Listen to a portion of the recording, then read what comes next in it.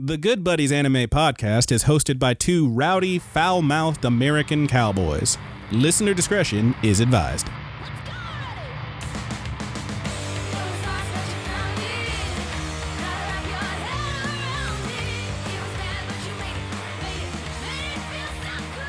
Hey, Good Buddies, what's up, and welcome into the Good Buddies Anime Review. I am your Good Buddy Roger. And I am your good buddy Brandon. And a review? A review? This week, yes. For it, I think this is the first show that we've done from when we did our batch of streamers or steamers. Yes, our streamers or steamers, where we told you whether it was worth watching or deserve to be flushed. I don't know. I couldn't make a rhyme that time. Whatever. Listen to those streamers and steamers episodes. They were pretty good. We might do more of those eventually. We might do more in the future. But yes, this is one we talked about briefly before. We did not score it because only half of it was out. Now the second half is out. So let's talk about The Way of the Househusband. Yes. Gokushu Fudo or something like that. Is that? Yeah, that is something like that. Anyway, pretty fun show. It's on Netflix. Yeah, you can stream it on the Netflix. I think a lot of other people would too. It's a good old time. This is a good lighthearted comedy that you can really get behind, and you probably will laugh. Yeah, man, it's a good time. So we're going to do what we always do. We're going to break it on down, talk about it a little bit, give you a review of recommendation. Do we, your good buddies, think you, our good buddies, should check this one out? And Roger, if it was some boo-boo stink garbage, what would you call that? Call it an anime, maybe not. What if it was not the worst? Anime. It was average. It was fine. That's an anime. It was actually pretty good, though. My God, it's anime, most definitely. But if it was awesome, Roger, if it was that good. Oh, my Lanta, it's animazing. My Lanta? What are you, a middle school kid who's trying not to cuss? Yeah. Are you? Oh, my Lanta. Are you 15 and in church camp? What is? Who says my? All right. Yes, but there's about to be a whole wave of good buddies out there saying my Lanta now. Oh, my Lanta. Oh, my Lanta. All right. Whiz. G Willikers, Batman. But yes, that's how we're gonna do it. And the way we get there is we have us a little set of categories that we go over. 5 different categories for each worth at best 2 stars for a possible 10 stars total. Anywhere from 0 to 10. That is how math works. And Roger, what is that first category we're gonna talk about? Story and setting. And the second one. The characters and development. Number 3, please. The art and animation. Number 4. The soundtrack. And finally, that 5th category, that Good Buddies Wiggle Room, that je ne sais quoi. Roger, what does that mean? I do not know what. I don't know what. But that's how we're going to do it. Let's just jump on into it with the story and setting. Roger, I love this concept. Okay. I love the concept. Would you tell me about it a little bit? Yeah. So the idea is that an ex-Yakuza or mob boss or whatever you want to look at it. Yakuza is a Japanese mob. A real bad boy. Yeah, bad boys. What if one of them left and became a house husband? Very similar to what, like you would see like 1950s, 60s style, like I Love Lucy or whatever. Sure. What if one of these guys, the hardest of them all, the baddest, the immortal dragon, immortal fucking dragon became Lucy? Yeah. That's what this show explores. I love it. Yeah. That's great. It's Elevator really good. pitch, you tell me that in 10 seconds, I'm like, hell yeah, book it. Let's go. That sounds great. So we get Tatsu, who is our immortal dragon, Lucy. And God almighty does he look it. A lot of the humor comes from people not knowing how to take this dude. Yeah. Generally, now I don't know. It implies often that he did some horrible shit in his past life, but now he's genuinely a sweet and caring person that really likes to go above and beyond to make sure his house is immaculate, his wife is happy, he loves to learn to cook, he'll help the neighborhood children out.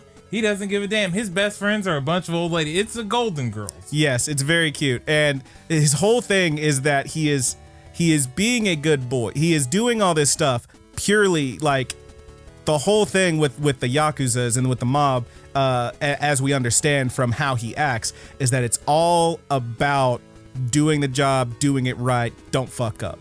And so he is constantly trying his best and doing everything he can with this such a serious mentality to be good and not mess up and do it all right. And the problem is he's so scary looking. He still looks like a gangster. He's applying it to mundane chores. Yes, he is just absolutely going hardcore full ham into this thing to make it as good as he can. He's too serious and too scary. He's like, you look at this guy, and we'll talk about it more in the art and animation, but you look at this guy, he's like a kind of skinny dude, but he's got like that wiry muscle. Like he looks like he would fuck you up. He's got those big glasses. He's got a little like trilby kind of hat on, the kind of stringy black hair. He is an imposing figure. Yeah. But all he really wants to do is make sure he doesn't miss that fucking sale on those eggs. Yeah. How are you going to make these homemade tapioca balls? You got to get the good white powder. Yeah. So the show is essentially that and just shenanigans all over the place because how over the top. Yes. It's like your main characters don't realize how over the top it is, but all the other backing characters do. Yes. And that it's like they're in on the humor with you, and that takes the show to the next level of being an original comedy that I really adore. It's very cute and very funny. Setting wise, it all takes place in this city, mostly in the home, the titular house where the house husband does dwell. But we also get some stuff at the mall, at the grocery store, going from these places into these places. There's a couple bits in like a park or something and whatnot. And it's not all just this dude being a, a very sweetheart badass. There's also bits where you get little side stories with the wife and little bits with there's a cat that shows up. Oh, Gene, I love this cat. It's their pet cat, and it is he's perfect. It is the most perfect cat. It's got a big derpy face, sweet little baby, derpy eyes. He's got one of those little bobtails. I think we both watched in the dub, and the dub is very good. And the cat has a very high pitched voice. Yes, it is so cute. Which also I got this. This is a first side shoot of the show, but I ordered this manga into the store because the cat on the manga reminded me of the cat from the show. Oh my god. And the manga was called Cat in a Hot Girl's Dorm. What? I know. And I was like, oh my god, this is gonna be the perfect stupid smut. Roger, no. Nah, dog, it's full on hentai. Oh no, you messed up. I thought, okay, so here's what I thought. I thought it was gonna have nudity and stuff. I thought it was gonna be like the cat walking around like, so oh my god. We going spread eagle, straight up veg? No. I thought that the girls in the dorm would be walking around. You see their boobs, yada yada. Funny scenarios there. Roger. Freaking the cat out. But no. The first 5 or 6 pages don't even involve the cat. And there is like 2 sex scenes in there already. Good God. With the humans. All right. And then there's one part where the cat does show up, and the first thing he does is starts nursing on one of the dorm girls. And I was like, this is too much. There you go. So if you need to read Cat in a Hot Girl's Dorm, I do not recommend it. All right. I put 18+ stickers all over it. All right. That cat in the show is real cute, though. That has nothing to do with Way the House Husband, really. It does, because the cat looks like the cat. Yeah. Okay, fine. Jesus Christ. Anyway, let's... That is the first tangent of the show. If you're keeping score at home, we'll talk about it. I called it, dude. This is my shot, and I called it, and I took it. You know what? You had your fun. Yep. That's what matters. Do you want to move on to the characters in development? Yeah, man. So we got our titular house husband, Tatsu, the immortal dragon Tatsu, who again is a bad boy, but who is trying to be a little sweetheart. Yeah. Here's what I love about Tatsu is that he cares so much about keeping his wife happy and being a good house husband. But he also cares so much about the other people around him. He runs into this other guy who's like a lower level Yakuza, and more or less takes him under his wing. He has his old lady friends who they hang out. The Golden Girls. Yes, the Golden Girls, and they hang out and they trade stories and whatnot and recipes and stuff. And that's one thing that I do love about the show is that if you're paying attention, you can just learn some shit because he will straight up tell you, here's how to properly cook this. Here's how to make this work. Oh, your bread maker's busted. Here's how you make bread in the rice cooker. Like he goes in and it's detailed enough that I think it would work. It's pretty cool. But yeah, he's got all these people around the supporting cast that he cares about and he tries to help out, even as he is freaking out all the normies who don't understand that he's just trying to be a good boy. He's every now and then hassled by the police, who look at this guy and say, well, that's a criminal. Yeah. And they're almost right. Yeah. They would have been right. Yeah, not anymore. Not anymore. He's a good boy now. But yeah, it's really he's a good boy. He's a good boy. I don't know what else to say about him. He's a good boy. This is how any reform system in the world should work. This is what the people should come out as. Yes, they should come out as Tatsu, and they can teach you how to make the perfect cupcakes. Yeah, which is a thing that happens. I love it, dude. But I think my favorite thing is when he has these moments where you see purely this is just straight up, this is pure Yakuza behavior coming out of him. And it's typically not in a way that is violent or criminal. It is in a way that is designed to either honor someone or bring peace. There is a bit in here where his wife, who loves this fucking show called Polycure, which is about Miku loves this show called Polycure, which is about these superhero police girls. And there's like a little demonstration. It's like a meet and greet, and they're doing a little show where they're fighting the bad guy who appears to be a goofy ass bullet with a little face drawn on. And he ends up being the one who is chosen from the crowd to help them. And rather than fighting the bullet, he forces them to sit down, talk out their differences, and share a cup of tea, because that's how you squash beef with the Yakuzas. So that's what he fucking does. Yeah. It's adorable. And often they'll take lines or something, dialogue that you could apply to. You could make the bloodiest murder scene and use all this same dialogue for the same thing that he would use to do something very mundane. Yes. Like vacuuming the floor. Mm-hmm. Or when they're the fucking one that almost killed you, the roach scene. Dude, that fucking roach with the googly eyes. There's a bit where like it is some of the funniest shit I've ever seen. There's a roach in the house, and him and Miku are trying to take care of this roach, and the roach like flies at him and is on his chest, and he's like, "You gotta take the shot, Miku. Just do it. I can take it. It's gonna be okay." And she's like holding the freaking rolled up magazine like she doesn't want to fight this thing, because it's like if it's like Goku holding Raditz back and Piccolo has to take the shot and kill him, but she can't do it because it's so serious. It may as well be a gun, and also she doesn't want to squish a roach on her husband. It's very, very cute.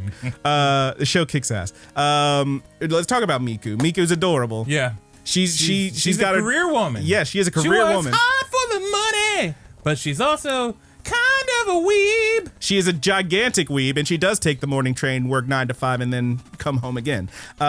She's absolutely perfect. She's great. She's hilarious. It's great too, because I love this dynamic where she's the breadwinner. Yes, and he's the one that's home, working on the house. It's so good, as it should be. Good for him. Good for her.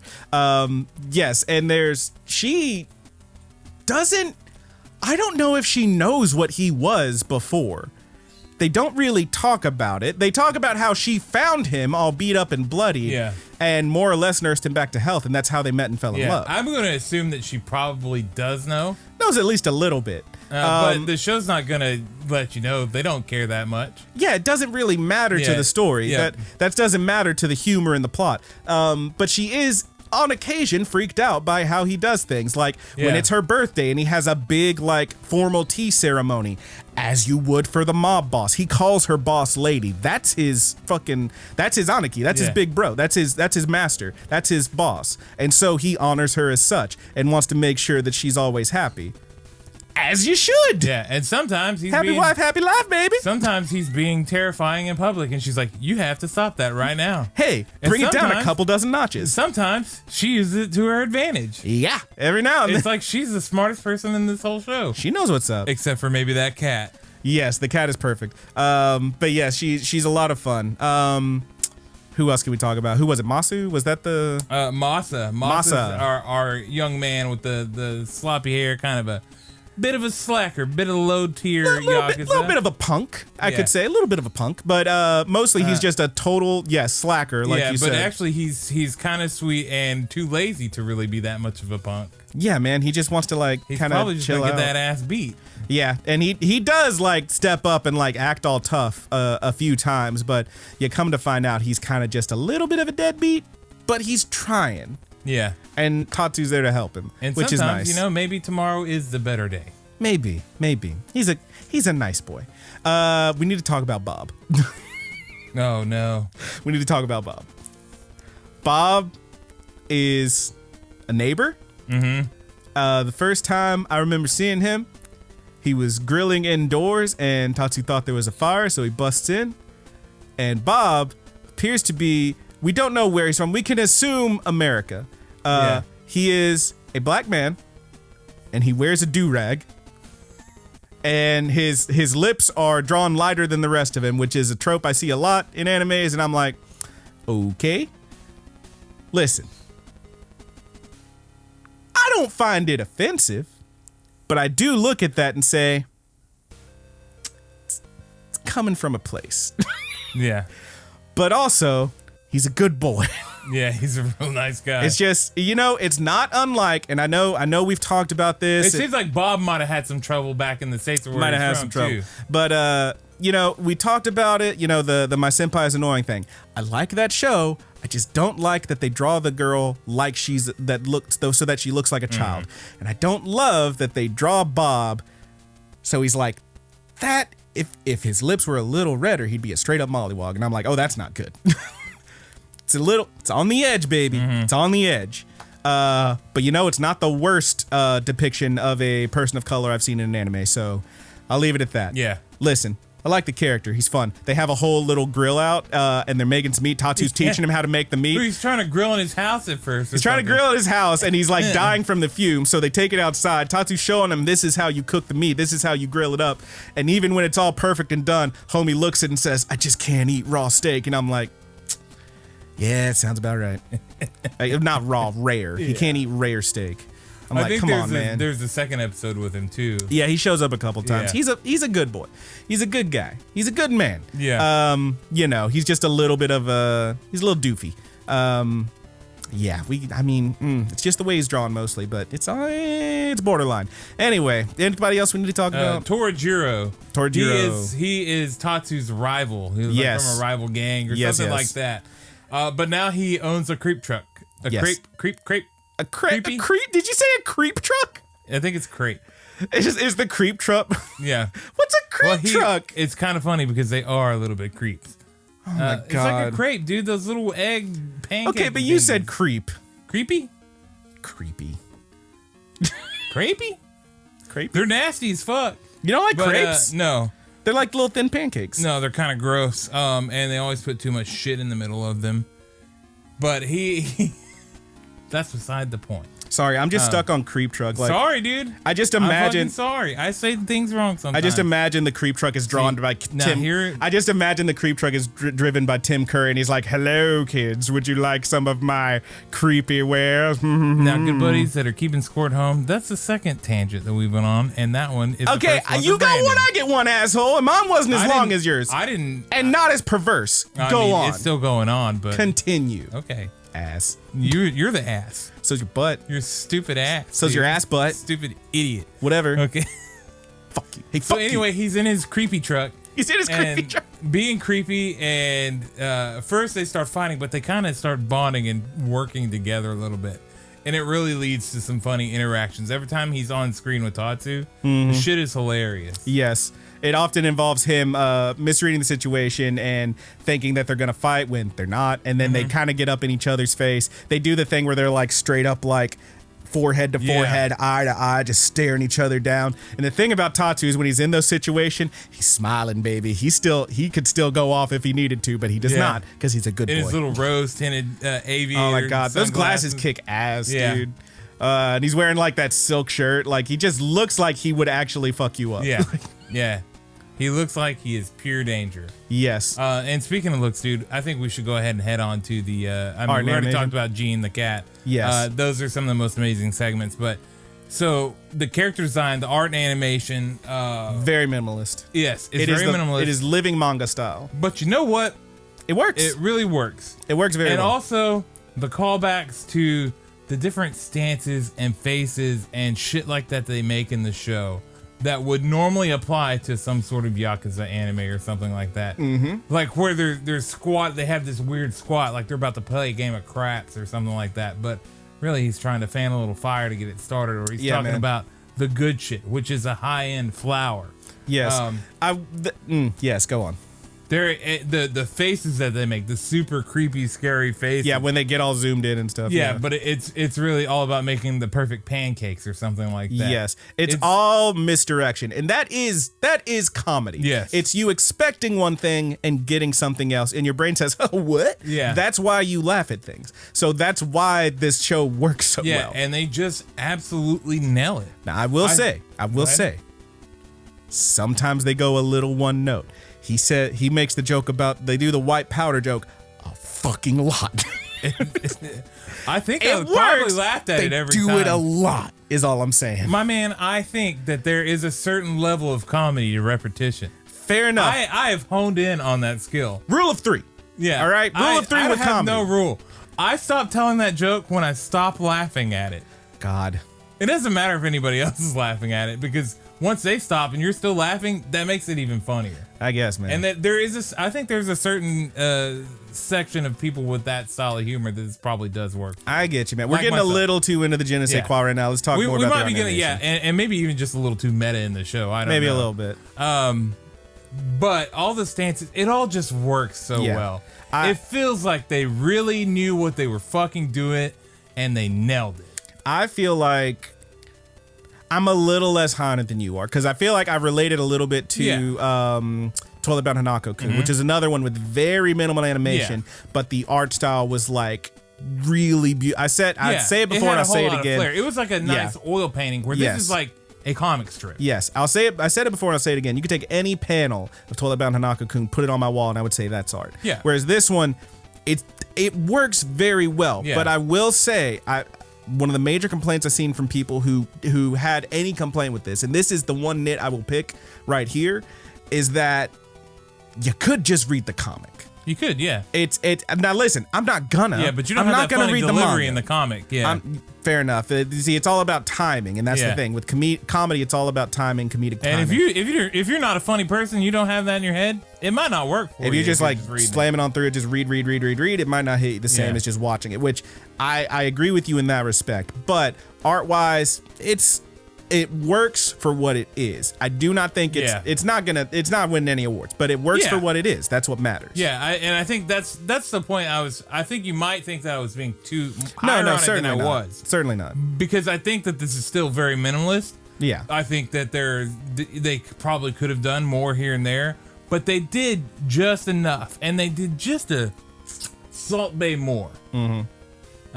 Which, I don't even know that they needed to do more. I don't think this needed to get a 2-star from us in animation. Oh, no. For the show to just still really work. Like, this might be the perfect thing for the show. Maybe. How about the music and soundtrack? It slaps, dude. Yeah. The opening and closing are fucking awesome. Yeah, they're pretty heavy. And then all the random... So, the show is held together by the interstitial music and stuff. Since you're moving frame to frame to frame, a lot of the information you get, a lot of like the sounds of the chopping and stuff like that fills in the motion for you. Almost. Yeah, you got to have that good Foley. Yeah. It's mundane household sounds. Like, that's what you're going to get in this, except for the opening and closing, which are both they're quite fucking good. rock. But yeah, it's a lot of chopping on cutting boards, vacuums, sweeping and whatnot. Yeah. You get a bunch of these mundane sounds, but they do them quite well. There's no songs in here or anything like that. No backtrack music that's going to bring a tear to your fucking eye. But man, it is going to do the job that it is there to do. And I think it's quite well done. Yeah, I'm with you. How about the je ne sais quoi? This show is fucking hilarious. It's very funny. If not for the roach segment and those fucking cat episodes, it's so worth watching. And I think we didn't really mention this, but this show is 10 episodes, but it's actually 50 episodes. Oh. So you're getting 5 episodes per thing, and every single one of these 50 episodes will at least bring a smile across your face. To be clear, it's like 5 little segments per episode. Yes. Yeah. But they do number it in all of they all absolutely the segments. do. So, yeah. So at the end, the very last segment you get is labeled as episode 50 or something like that. It's like 50 and they period. chippity chop through them. Yeah, man. They go quick. Each one of them will at least make you smile. Some of them will, if you have any sense of humor at all, will have you hollering. Yeah, it's pretty fun. Yeah. Yeah, I'm with you. I don't there's nothing in this show that's truly offensive. Again, Bob's borderline, but I'm with it. I like Bob. The show itself it has a very fun sense of humor. I already said, like, the only things I would really watch out for is they do hammer on the jokes a little too. They go back to the same jokes a few times. They go to the well more than once, and it's never like, okay, enough, but it's, you know, you hear the same lines a couple times. And it's not grating or anything, but yeah, it is what it is. It was just something you noticed. Yeah. Man, they do the white powder thing a lot, is all I'm saying. With him saying that good white powder, and someone be like, huh? Like, he's talking about flour or tapioca or whatever the white powder in that situation happens to be. Haha, got you. It's fine. It still works. Stuff that they make lye to make soap or whatever. Yes, it still works. But yeah, the real fun is, of course, as we said, how it sets you up for these things, making it sound like this is something sinister, sound like this is something violent, you really think it would be looking at this dude, but then it turns out, no, he's just baking cookies or whatever. And it all works. There's nothing in here that doesn't work. Yes, I already talked about how the animation is a little like, there's not really much, but it works for what it is. It's a living manga, and it's a well done living manga. Yeah. That's all there is to it. If there's a second season when I watch it, absolutely. It's funny. Can't wait for it, man. It's funny. I'm going to watch more. Yeah, me too. Beyond that, boy, that cat shear is fun. Yeah, that cat is really fun. That cat's really cute. But not the one that lives in the hot girl's dorm. No. That made me feel skeezy for looking at it. Yeah, you should have read more on that before you ordered it. It was a #1, dude, so there was only a very little bit to go on. Yeah, okay. What I imagined in my mind was a small little smutty thing with a It didn't say like 18 plus cat next to it or nothing? It did. Okay. But I thought that was because there was just going to be, nudity. Which makes me think that maybe I should make this book the way that I imagined it in my mind, because I think people will like it a lot better without the oral sex and stuff. Jesus, do it, coward. Maybe I should, dude. Maybe you will. I can doodle. Again, there's no oral sex in this show. Nope. Not between us. Although I'll just say it. Tatu goes down. He knows what's up. Yeah, probably. That man's eating. He's a generous lover. Man's got to eat. Anyway, that's... Oh my fucking God, dude. What? Let's get the scores. Let's get to the scores. So how did you feel about the story and setting? I gave it a 1.5. I went ahead and gave it 2. I love this concept. Characters in development? I gave that the 2. I gave that a 1.5. I felt like I knew every single character in this fucking show. Fair enough. Art and animation? I gave it 1.25. I gave it a 1. Music and sound? 1.5. As a 1 for me. And the Je ne sais quoi? Come on, this song slapped harder. They slapped harder than a 1. Come on. It's pretty good. All right. Je ne sais quoi, I gave it the full 2. I gave it a 1.5. What's that put? Yeah, big boy. That puts me at an 8.25. That's an Animos definitely for As a 7 for me, that is a high and maybe low Animos definitely. I'd call it Animos definitely. Yeah. If I have to bump it up half a point to get it there, fine. But I would call it Animos definitely as well. Yeah, it's a good show. It's a lot of fun. Check it out. I mean, look, if nothing else, you can slam through the whole thing faster than it took you to watch Infinity War. Like, it's that short and it's really fun. So there's not really anything else to say about it. It's a good time. Like, you can sit down and it doesn't matter if you watch 5 minutes, 15 minutes, 2 hours of it. Yeah. It's so digestible. Yeah. You can stop wherever you please. It's a lot of fun. It's honestly, like I think you said before, it's a great combination of funny and cute. Yeah. Despite like not being a show that like you just look at the cover image and you're like, that doesn't look cute. It's pretty fucking cute.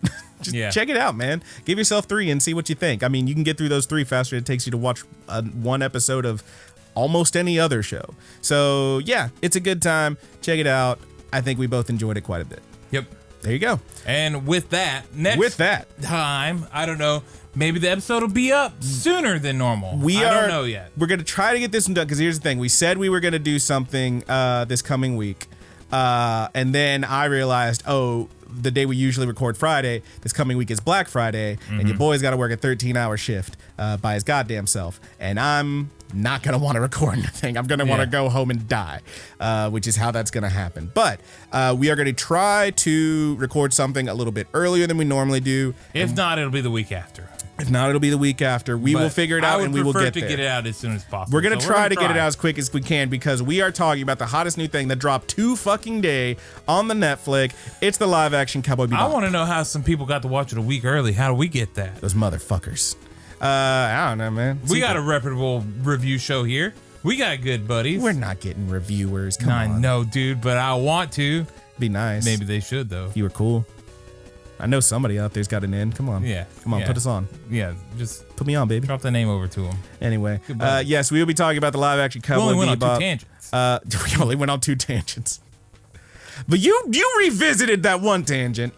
Okay. But now you're thinking about yours, so. Fuck you. Anyway, I don't even remember what mine was. It was Tim Curry, Creep Band. Anyway, we're gonna talk about live action Cowboy Bebop. It's gonna be a good time. We're gonna slam on through it. 10 episodes, Cowboy Bebop season 1. I guess it is. I guess we'll call it. Yeah, we're gonna try to slam on through that and get it out quick. So look forward to that. We will see you next time. Full plugs in the description. Do we have anything else to talk about? Nope. All right. Before we jump off, I do want to say a quick note because your boy had a little bit of a rough day, not only with work and everything, but also there's a lot of shit in the news and shit sucks sometimes. So I just want to throw out there, hey, there's nothing wrong with jumping off the internet, turning off your phone, just taking a break and relaxing. Your mental health is important, and if you don't take care of yourself, who the fuck else is gonna? So watch out for yourselves, good buddies. We love you so much. It's a good time to take a break. Yeah. But with that, we're gonna bust on into the ramble. Thank you so much for checking us out. Full plugs in the description, full plugs at the end of the ramble. And we love you. Love you.